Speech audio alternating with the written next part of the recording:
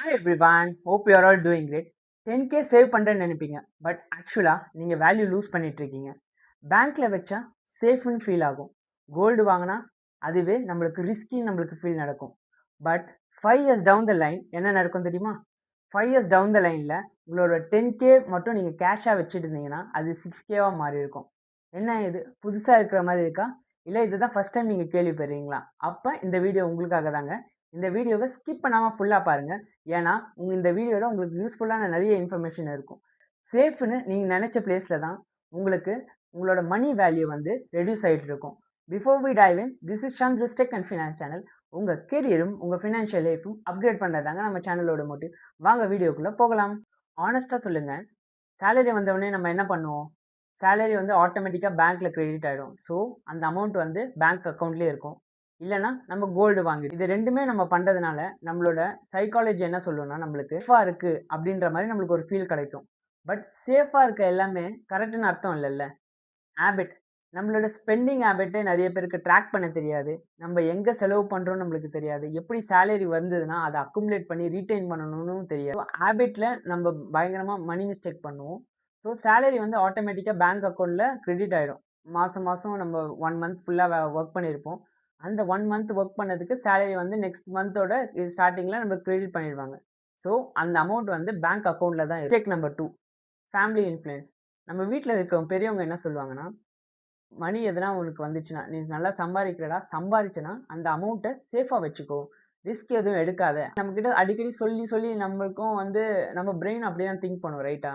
நம்ம ஓகே, பெரியவங்க சொல்கிறாங்க, அவங்க சொன்னால் கரெக்டாக இருக்கும், நம்ம வந்து ரிஸ்க்லாம் தேவையில்லாத ரிஸ்க்லாம் எடுக்க வேணாம். ஸோ பயத்திலேயே நம்ம டிசிஷன் எடுக்க மாட்டோம்.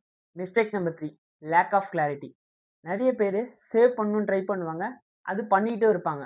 பட் ஏன் சேவ் பண்ணுறோம், எதுக்கு சேவ் பண்ணுறோம், எந்த விஷயத்துக்காக நம்ம சேவ் பண்ணுறோன்னு தெரியாமல் சும்மா ரேண்டமாக சேவ் பண்ணிகிட்டு இருப்பாங்க.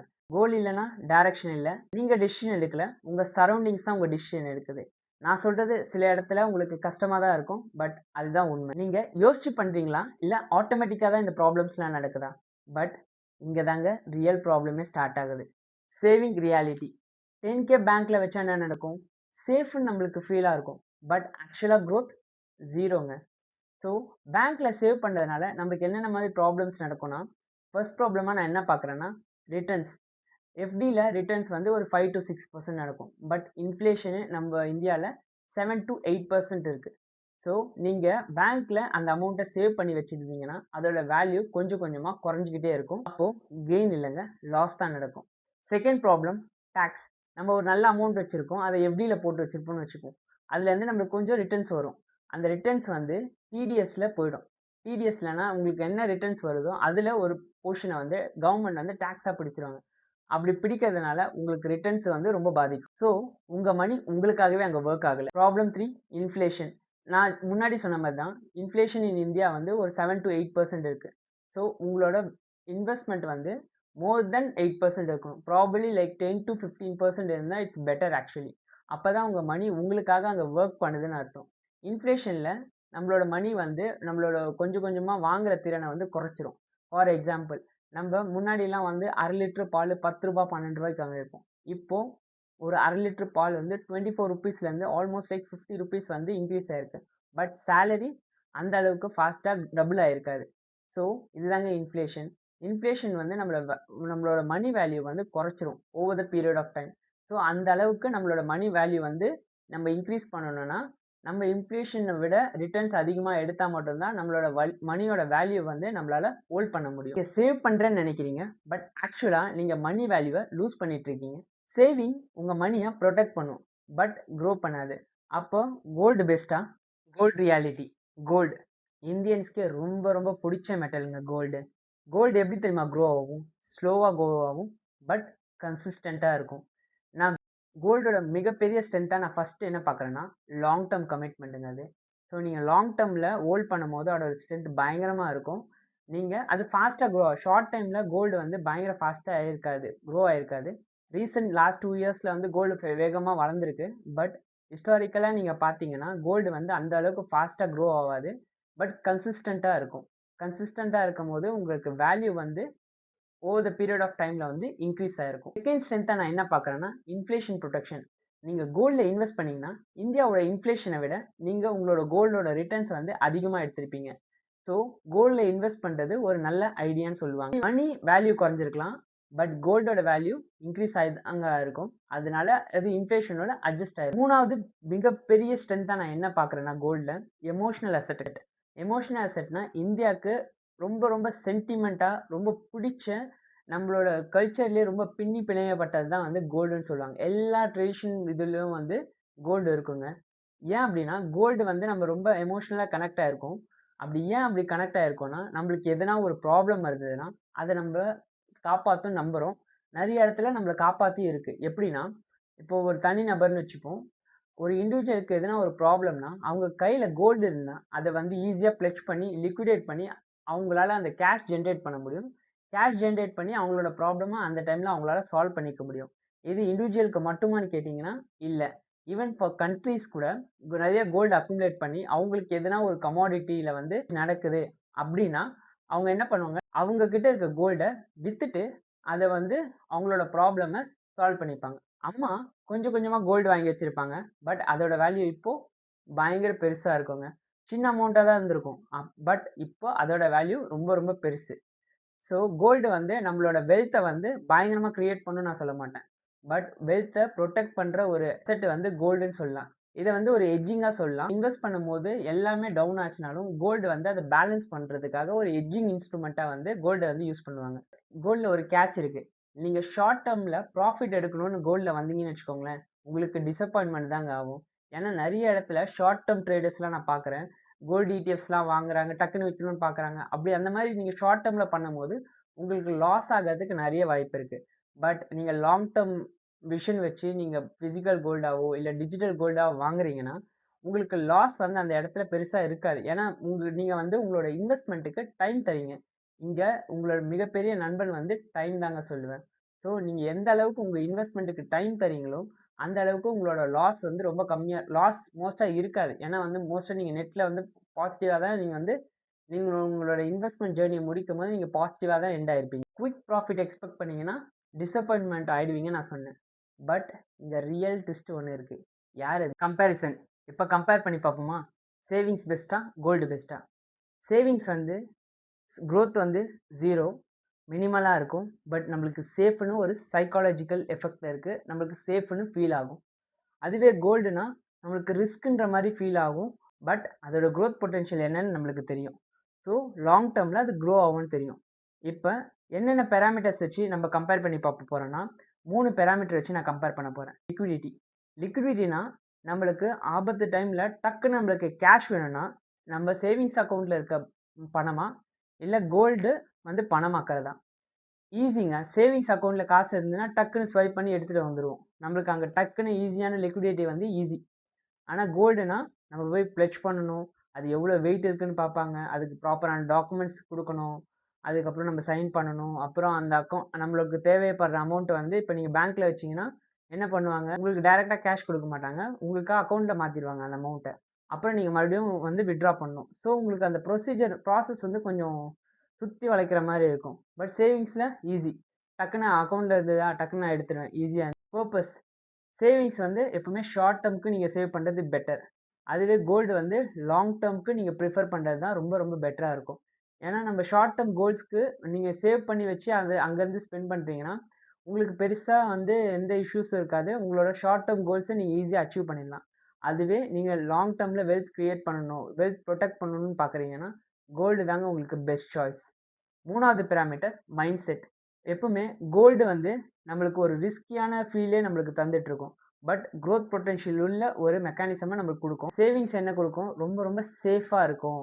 செக்யூர்டா இருக்குன்ற மாரி நம்மளுக்கு ஒரு ஃபீல் குடுத்துக்கிட்டே இருக்கும். அப்போ வின்னர் வந்து கோல்டா? கரெக்ட்டான ஆப்ஷன் தான் கோல்டு. பட் அதுக்கு ஒரு ராங் சினாரியோ சொல்லட்டுமா?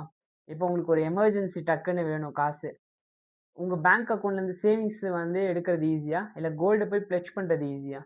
நீங்க பேங்க் அக்கவுண்ட்ல காசு வச்சிருந்தீங்கன்னா, ஈஸியா நீங்க ஸ்வைப் பண்ணி எடுத்துட்டு வந்துடலாம். பட் நீங்க கோல்டு தான் வச்சிருக்கீங்க.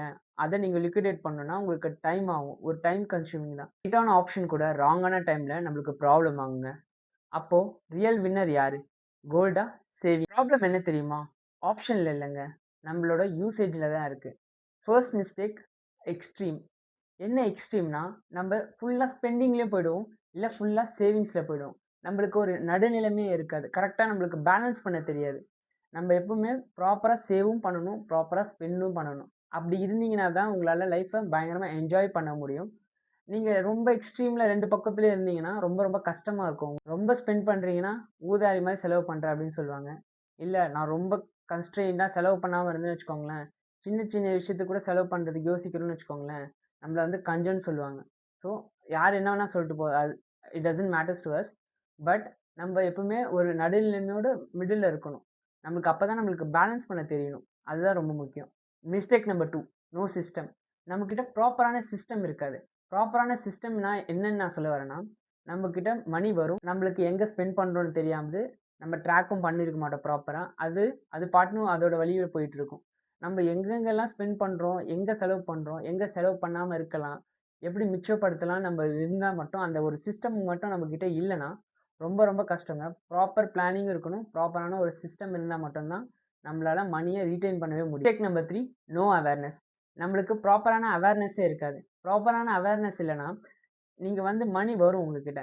பட் உங்களுக்கு எங்க ஸ்பெண்ட் ஆகுதுன்னு தெரியாது. நம்ப கன்னாபின்னான்னு செலவு பண்ண ஆரம்பிச்சுருவோம். ஒரு பர்ப்பஸே இல்லாம செலவு பண்ணுவோம்.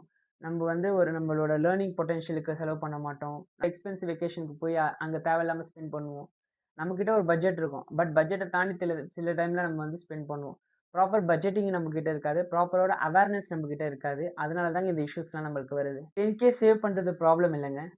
10K கோல்டு வாங்குறதும் ப்ராப்ளம் இல்ல. அப்ப என்னதான் ப்ராப்ளம்? ப்ராப்ளம் வந்து பேலன்சிங் இல்ல. அதுதாங்க ப்ராப்ளம். நீங்க எப்பவுமே எக்ஸ்ட்ரீமான டிசிஷன் எடுத்தீங்கன்னா, ஃபினான்ஷியல் டிசிஷன் வந்து உங்களுக்கு டிஃபிகல்ட்டா இருக்கும். ஸோ ரொம்ப ரொம்ப எக்ஸ்ட்ரீமான டிசிஷன் வந்து எடுக்காதீங்க.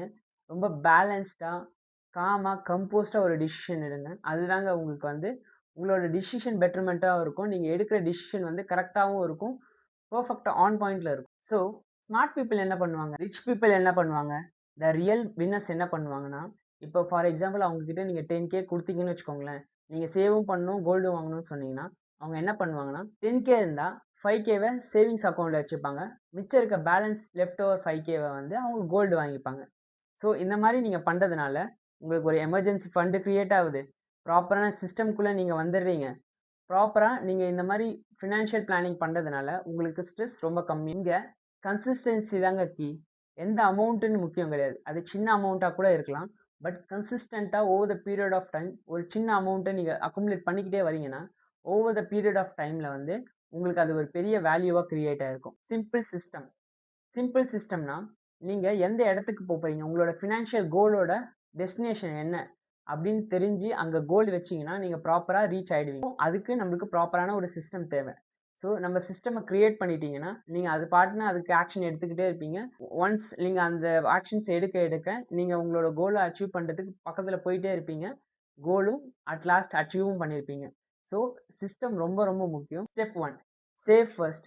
என்னோட ஏர்லியர் வீடியோஸ்ல நீங்க பார்த்திருந்தீங்கன்னா தெரியும். இந்த பாயிண்ட்ட நான் ரொம்ப ஸ்ட்ரெஸ் பண்ணி சொல்லுவேன். Save first. எப்பவுமே உங்க சேலரி அக்கவுண்ட்ல உங்களுக்கு சேலரி வந்துச்சுன்னா, எப்பவுமே ஃபுல்லா ஸ்பெண்ட் பண்ணிடாதீங்க. இல்ல நம்ம ஸ்பெண்ட் பண்ணி முடிச்சுட்டு இஎம்ஐ எல்லாம் முடிச்சதுக்கப்புறம் சேவ் பண்ணலாம் அப்படின்னு நீங்க நினைச்சீங்கன்னா, முக்காவாசி இடத்துல நீங்க சேவே பண்ணியிருக்க மாட்டீங்க. ஸோ என்ன பண்ணுங்க, நீங்க என்ன அமௌண்ட்ட சேவ் பண்ணணும்னு நினைக்கிறீங்களா? ஃபார் எக்ஸாம்பிள் ஒரு 20-30% வந்து உங்களோட இன்கம்லேருந்து நீங்க சேவ் பண்ணணும்னு நினைக்கிறீங்களா? ஃபர்ஸ்ட்டு உங்க சேலரி அக்கவுண்ட்லேருந்து அந்த அமௌண்ட்ட எடுத்து, உங்களோட பெர்சனல் அக்கவுண்ட்டுக்கு ஷிஃப்ட் பண்ணிடுங்க. அப்படி பண்றதுனால உங்களுக்கு 20-30% வந்து நீங்க ஆட்டோமேட்டிக்கா நீங்க சேவ் பண்ணிட்டீங்க. மிச்சம் இருக்க 70%ல தான் நீங்க ஸ்பெண்ட் பண்ணணும்னு உங்களுக்கு ஒரு கட்டாயம் இருக்கும். அப்போ நீங்க என்ன பண்ணுவீங்க, ஒரு ப்ராப்பர் பட்ஜெட்டிங் பண்ணுவீங்க. எங்கெங்கலாம் நம்ம ஸ்பெண்ட் பண்ணணும், எங்கெங்க ஸ்பெண்ட் பண்ண வேணாம் அப்படின்னு நம்ம இது பண்ணிடுவோம்.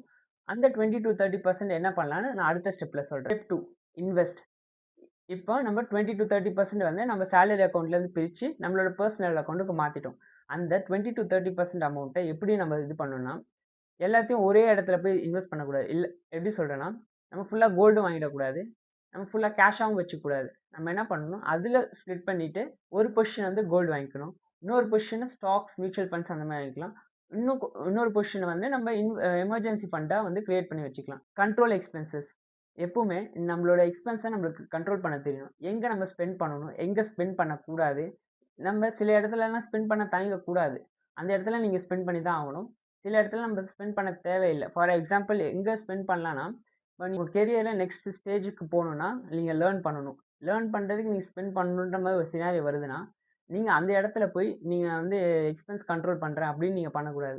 அந்த இடத்துல நீங்க ஸ்பெண்ட் பண்ணி தான் ஆகணும். அப்படி நீங்க ஸ்பெண்ட் பண்ணீங்கன்னா தான் உங்களோட கெரியர் நெக்ஸ்ட் ஸ்டேஜ்க்கு உங்களால போ முடியும். இதுவே சில இடத்துல நீங்க ஸ்பெண்ட் பண்ணாமலும் இருக்கலாம். ஃபார் எக்ஸாம்பிள் நீங்க வந்து ஒரு ஃபேமிலில இருக்கீங்க. ஹோம் ஃபுட் வந்து நீங்க வீட்லயே சாப்பிடலாம்.